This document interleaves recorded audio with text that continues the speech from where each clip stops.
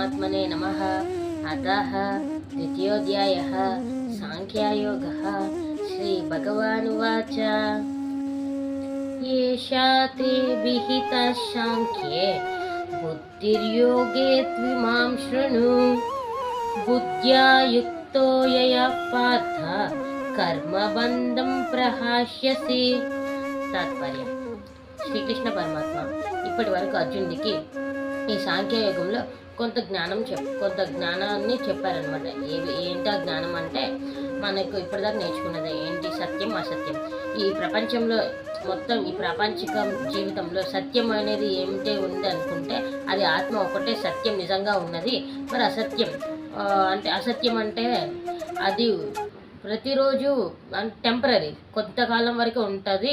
అది ఏమిటంటే ఈ ప్రపంచంలో జరుగుతున్న విషయాలన్నీ కూడా, అంటే ఈ ప్రపంచం అంతా అసత్యం, ఎప్పటికైనా మారుతూ ఉంటుంది కాబట్టి ఆత్మ మారదు, కాబట్టి ఆత్మ అనేది నిజంగా ఉంది అని చెప్పేసి జ్ఞానాన్ని మనకు అందించారు.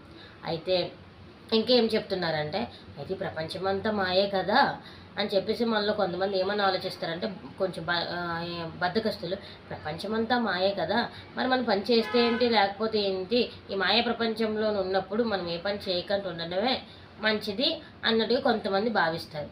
అయితే దానికి శ్రీకృష్ణ పరమాత్మ చెప్తున్నారు, ఇది మాయా ప్రపంచం అయినా సరే మీరు కర్మ చేయకుండా ఉండకూడదు, కర్మని చేయాలి, కానీ కర్మకు బందీలు కాకండి అని చెప్పారు. కర్మబంధానికి లోన్ కాకండి అని అంటే నువ్వు ఒక పని చేయు, ఆ పని చేసిన తర్వాత అంటే ఇప్పుడు ఒక దానం చేయు, దాన్ని నువ్వు చేసినట్టుగా ఆ బంధాన్ని నువ్వు స్వీకరించుకో అని చెప్తున్నారు. కేవలం జ్ఞాన మార్గంతోనే కాదు, కర్మ మార్గంలో కూడా నువ్వు బందీగా కాకుండా ఉండగలవు. అది నేను తర్వాత శ్లోకంలో చెప్తానని చెప్పారు. అంటే నీకు ప్రపంచంలో సత్యమేంటో అసత్యమో తెలిసింది, దానికి లోబడి ఉండకుండా ఎలా ఉండాలో తెలిసింది.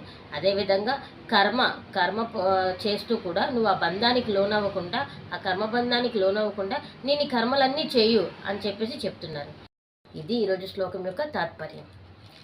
హరి ఓం ఓం ఓం. హరే కృష్ణ.